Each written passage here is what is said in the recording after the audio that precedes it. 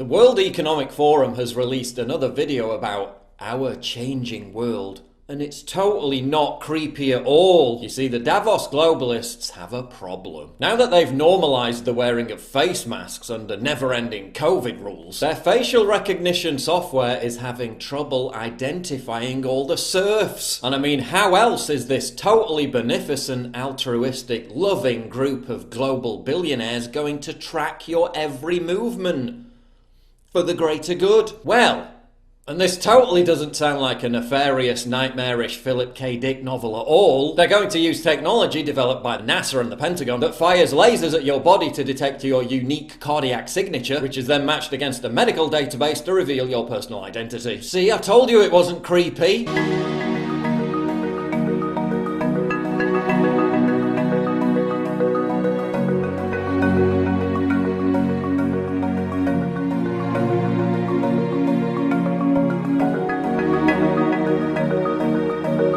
From the World Economic Forum's official website, security in a heartbeat. Digital acceleration has also put the limelight back onto security issues. Much of the world's move to online, whether for work or for your weekly shop, involves sharing personal or business information remotely with an ever wider number of entities. Not only that, but when people started wearing masks, facial recognition security systems were stumped. Oh no. One solution to this conundrum may be the unique pattern of your heartbeat. Developed by the Pentagon and NASA, cardio ID devices can detect an individual's unique cardiac signature using an infrared laser.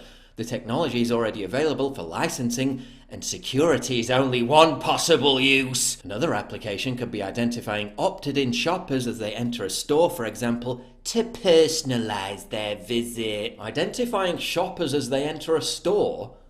I think I remember seeing that somewhere else before. Oh yeah, Minority Report.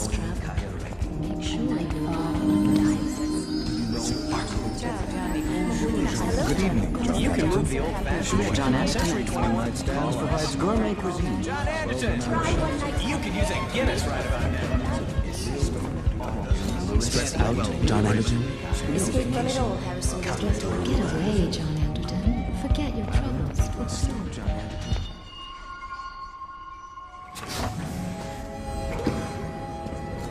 Hello, Mr. Yakamoto. Welcome back to the Gap. How those assorted tank tops work out for you? The movie, set in 2054, presents a fictionalized hellscape vision of the future where people are pinged everywhere they go via implants that broadcast their personal identity, where shoppers are swamped by a deluge of ads that scan their retinas and call them by name as they walk by. Surely the World Economic Forum doesn't want that. I mean, it's not like their founder, Klaus Schwab, literally wrote an entire book about authorities forcing people to undergo brain scans to pick up signs of discontent before they're allowed to travel. It's not like he wrote that law enforcement agencies will use techniques to determine the likelihood of criminal activity, assess guilt, or even possibly retrieve memory directly from people's brains, which just happens to be the plot of the Minority Report. It's not like he said that active implantable microchips that break the skin barrier of our bodies will change how we interface with the world and force us to question what it means to be human. And it's not like he wrote that such technology will allow authorities to intrude into the hitherto private space of our minds, reading our thoughts and influencing our behaviour. You'd have to be a paranoid nutbag to believe any of that, even though he literally wrote it in his own book. All of this just makes me even more thankful to the New York Times, which dismissed the World Economic Forum's Great Reset as a baseless conspiracy theory. I'm just so grateful that none of this is actually happening, even as they publicly announced that it is.